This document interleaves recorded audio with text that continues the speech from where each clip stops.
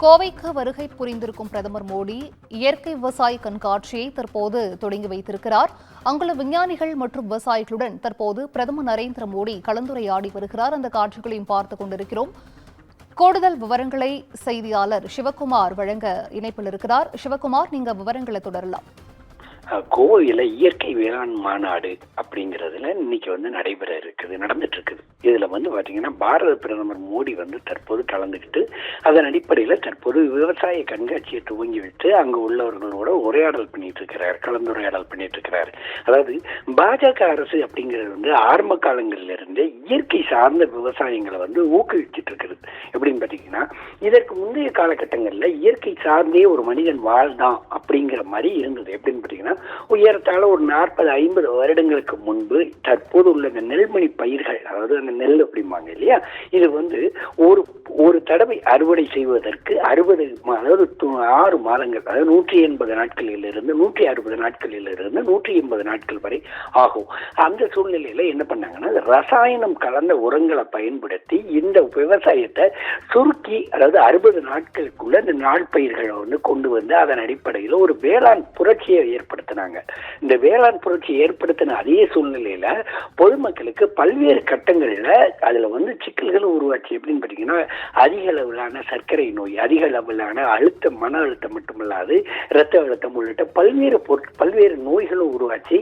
இதுல பாத்தீங்கன்னா பலர் பாதிக்கப்பட்டாங்க. இதே மாதிரி பாத்தீங்கன்னா இப்போ பதவியேற்றிருக்கிற பாஜக கடந்த 10 வருடங்கள் 15 வருடங்களுக்கு முன்பு பதவியேற்ற பாஜக என்ன சொல்லுச்சுன்னா, இயற்கை சார்ந்து, அதாவது இயற்கை விவசாயம் சார்ந்து செய்யக்கூடிய எந்த ஒரு விளைச்சலுக்கும் அல்லது எந்த ஒரு இதுக்கும் பாஜக துணை நிற்கும் அப்படின்னு சொல்லி ஏற்கனவே தெரிவிச்சதன் அடிப்படையில நாடு முழுவதுமே இந்த இயற்கை வேளாண் சார்ந்த விவசாயிகளை கௌரவிக்கிற ஒரு வகையில எப்பவுமே பண்ணிட்டு இருக்கிறாங்க.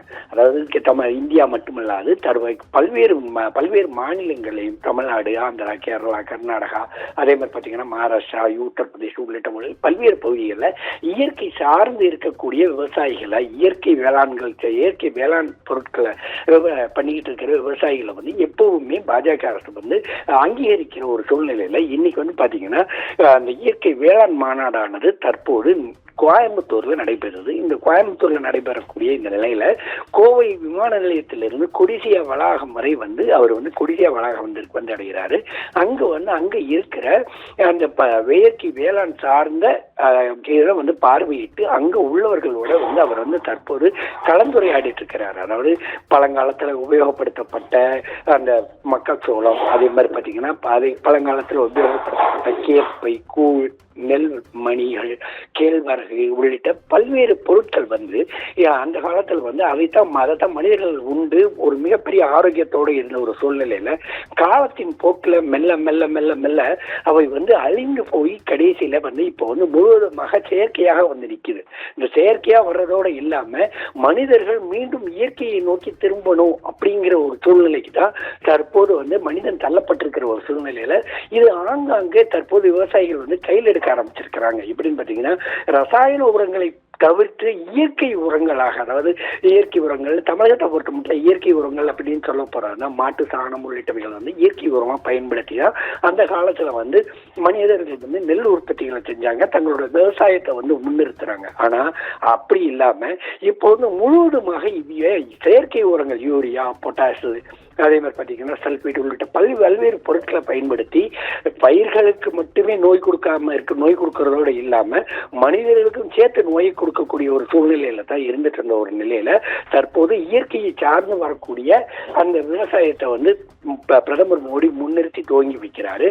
துவங்கி வச்சதோட இல்லாம தற்போது அதை சார்ந்து இருந்துட்டு இருக்கக்கூடிய விவசாயிகளோட கலந்துரையாடுறதோட இல்லாம இதற்கு அடுத்த கட்டமாக என்ன மாதிரி எல்லாம் செஞ்சா அந்த இயற்கை வேளாண்மையானது மேம்படும் அப்படிங்கிறது குறித்து அவங்களோட கலந்துரையாடிட்டு இருக்கிறாரு.